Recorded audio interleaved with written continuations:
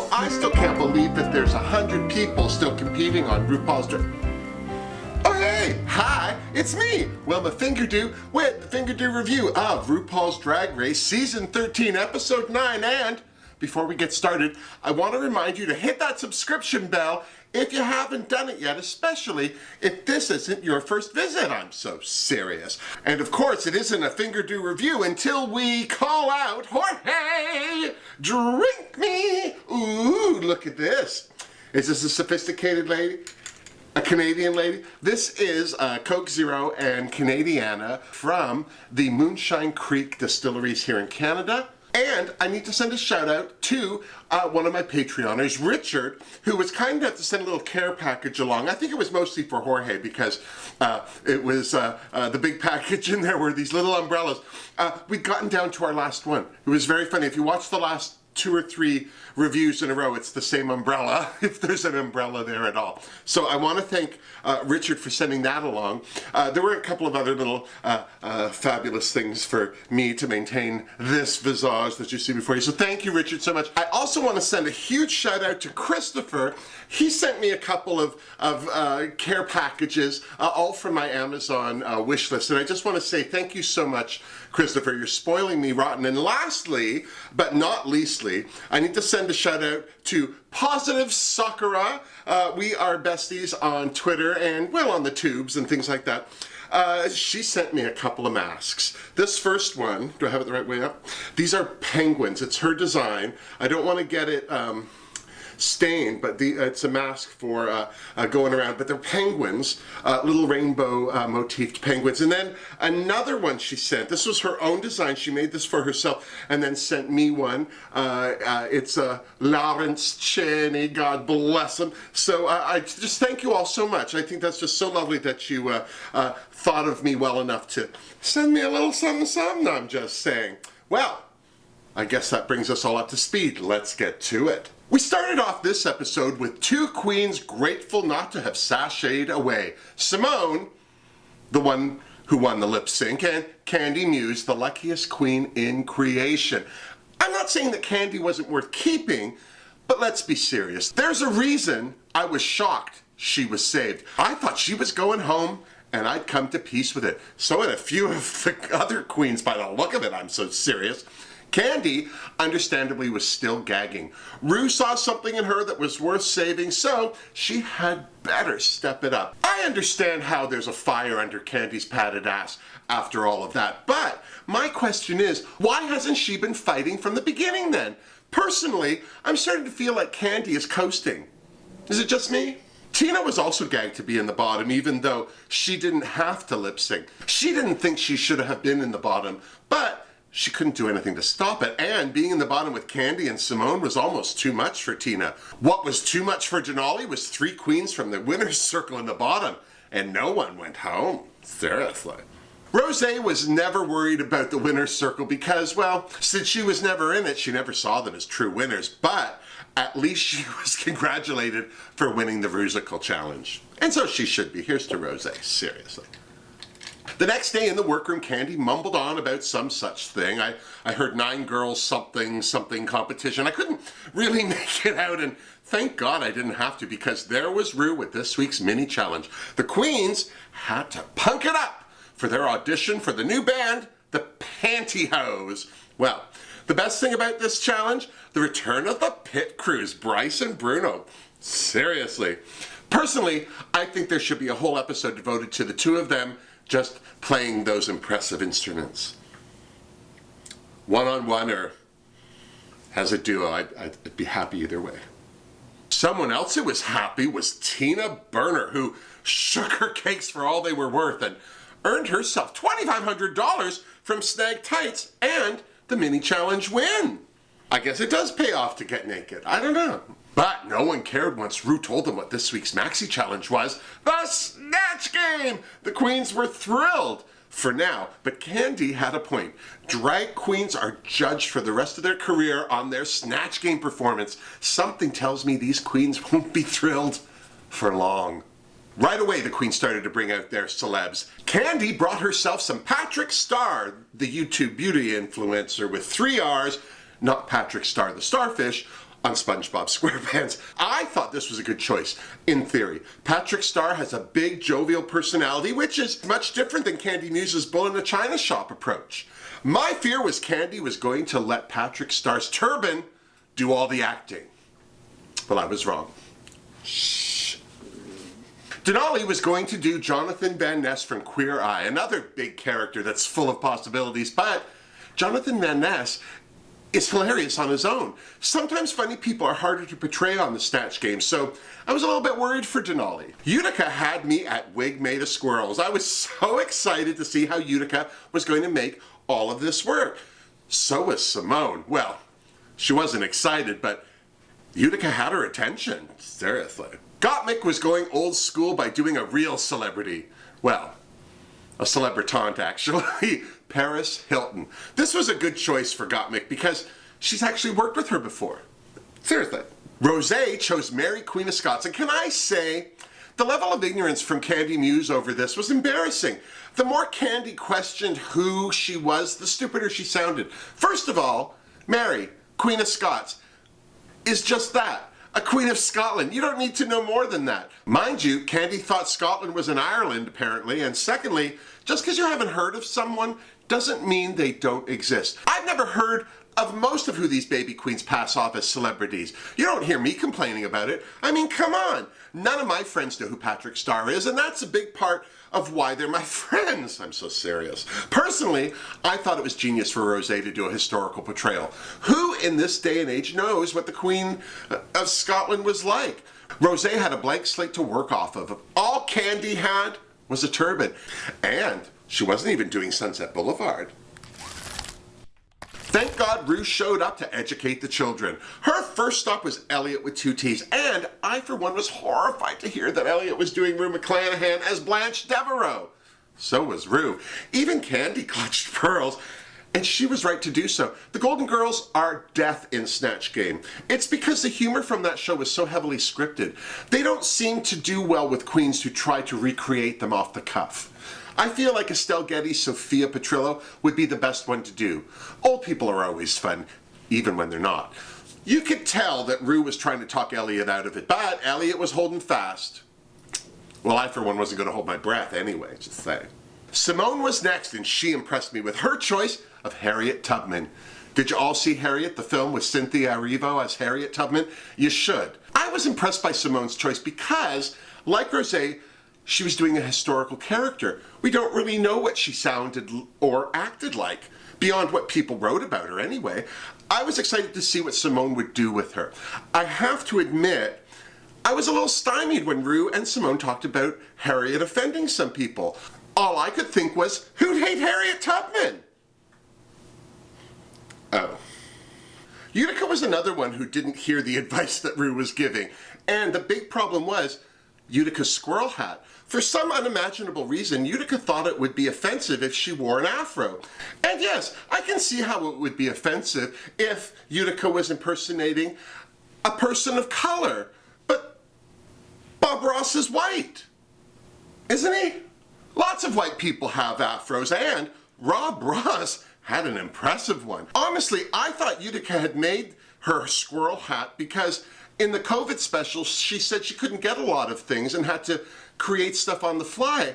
And when I thought that the squirrel hat as an afro was her problem solving of not being able to find an afro wig, I loved it. Then when she said that she just felt it was inappropriate to wear an afro of any color for any reason, well then I hated the squirrel hat. Just saying.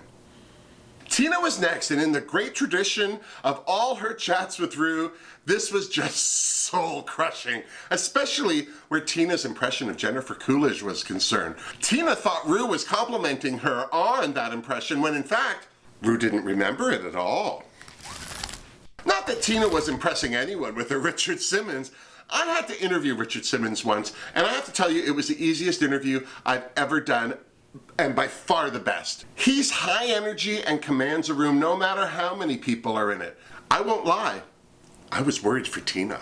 Olivia was up next, and would someone please tell me why Candy, the gatekeeper of celebrity impersonations, didn't have a problem with Olivia's choice to do Tabitha Brown? Seriously, thank God Rue just out and out said she's not a famous person. And from what Olivia said about her, I can see why. No offense. She's a vegan mom and a life coach on YouTube. Who isn't? I'm so serious. I would be just as confused if Olivia had said she was going to do me for Snatch Game. YouTube people aren't celebrities. Well, not all of them. If you're only known on YouTube, you're popular. You're not famous. Calm down. Seriously. And then it was time for Snatch Game with a distractingly tanned Raven and Victoria Porkchop Parker. Simone was fun as Harriet. She definitely warmed up to it for sure. Stamping her face on the $100 bill was hilarious. So was getting Jennifer Lawrence and Jennifer Lewis mixed up. Hell, I bet even Jennifer Lewis laughed her butt off at that.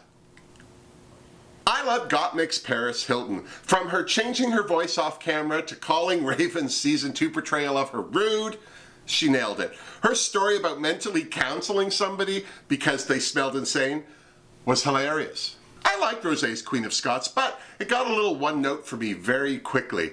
I was worried that she'd be some Gaelic gobble of oxen eyes with some jokes about her head thrown in for good measure. And it was. And yes, Gaelic gobble was my drag queen name in high school. Tina's Richard Simmons was good until you reached that hairline. No offense, but Richard Simmons wishes he had that hair. Why do you think he keeps perming the 20 or 30 that are still left on top of his head? Porkchop was right. She did look more like Vicki Lawrence. I think Tina would have done a better job wearing Utica's squirrel hat. It's also bad timing that Tina would do the same leg gag that Ahura did on Snatch Game an ocean away. She didn't know. I hated Candy's Patrick Star. First off, that's what Patrick Star looks like when he takes his turban off. There is no way in the world that Patrick Star is going to be caught dead in a do-rag like that. Candy should have come out in some Erykah Badu madness that blocked whoever was sitting behind her. Short of that, Candy did nothing to impersonate Patrick Star. Even when Rue referenced her makeup line one side, she didn't pick up on it when we all know that the real Patrick Star is going to talk about her brand even when she's getting paid to talk about someone else's. Allegedly. Short of that, Candy's Patrick was entertaining, if not funny. And then it was time for Olivia Lux's Tabitha Brown. Who? Exactly. I have to tell you, Olivia's portrayal of this woman did not inspire me to check out her YouTube channel. I'm so serious. And I could take not knowing who Olivia was doing if she had been funny about it. But she wasn't. Seriously. Thank God for Denali's Jonathan Van Ness. In a sea of hard-to-watch impressions, she was a welcome distraction. At first, I wasn't sure she'd be able to sell it, but I thought her choices were brilliant. Well done. Here's to Denali. Seriously. And then it was time for Elliot with 2 T's, Rue Mcclanahan. We all knew it was coming. We were prepared for the worst. But it wasn't enough. If Elliot's Rue Mcclanahan as Blanche Devereaux doesn't serve as a cautionary tale to future drag race queens to leave the Golden Girls alone, then it was all for nothing. No offense, but if Rue Mcclanahan had been alive to see Elliot's performance, it would have killed her. Seriously. The best thing about Elliot's performance was that she was sitting next to Utica's interpretation of Bob Ross if Bob Ross was angry about the squirrels living in his head and ate paint. Cheese and crackers, that was hard to watch.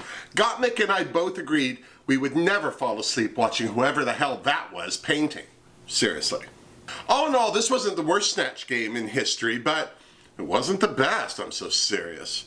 The next day in the workroom, as they got ready for the runway, some of the queens had to tell themselves some tall tales to keep themselves from crying. I love that Utica had the nerve to judge anyone's performance in Snatch Game after the green egg she laid on that stage. I'm so serious. Whether she's being shady or not, everything coming out of her mouth should start with, I don't know because I suck the hardest out of anyone. Seriously, I'm glad Olivia called her out on it. The only thing is, she lost all credibility when she said her humor saved her in that Snatch Game. Personally, I think Olivia's lucky that she's won 2 challenges. Seriously. As the queens got ready, I loved hearing about Elliot's 90-year-old grandfather in a walker going to watch his gay grandson dance around in wig and heels. Not everyone has a supportive family back home, as Denali pointed out, but hopefully as more and more people see drag as a viable sport, that will change too. And then it was time for the runway. Rue looked lovely in her pink and blue striped fantasy. Michelle was lovely with her silver locks giving us the full victory roll. Carson looked snappy in his black and gold floral jacket. And T.S. Madison returned with the best makeup I've seen on a person without Facetune or a filter ever. Look at it! Category is Fascinating Fascinators. Olivia Lux was first, and I didn't hate this look, but I didn't love it either. Her fascinator was gorgeous, but what it had to do with being a scientist, I'll never know. I wish she'd worn some silver fabric that created more of that splash effect so that she looked like a big raindrop or a splash of mercury. Then it would have been better. But she didn't ask me. Rosé's Rose was stunning, although she was wearing ruffles down that runway again, but this look was too beautiful not to give it a Fingerdoo, I'm just saying. Utica's picnic theme was super cute as well. Those button ants helped make it a Fingerdoo for me, for sure. I thought Simone's dress off the top was stunning. Her fascinator looked a little off balance, and that's probably the most fabric she's worn down that runway so far. But other than that, it was an easy Fingerdoo for me, and then she turned around and I could feel the emotion starting to stir. There's nothing more impressive than a crowd of people calling out to say the name of someone who's been taken by injustice. It's moving. It's power, it's truth, and I was very impressed that Simone took advantage of an opportunity to remind us of that and these people. George Floyd, Breonna Taylor, Brayla Stone, Trayvon Martin, Tony McDade, Nita Pop, and Monica Diamond. Seriously, say their names. Gottmik was another Fingerdoo. That huge safety pin as a fascinator was inspired. Her asymmetrical biker jacket dress was beautiful, and I was happy to see her signature white makeup back on her face. To be honest, it's been so long that she's done it that I forgot all about it. Just me? The best thing about Denali's runway was her fascinator, which is why it was a Fingerdoo for me. Otherwise, this came off as just a big excuse to wear rollerblades down the runway.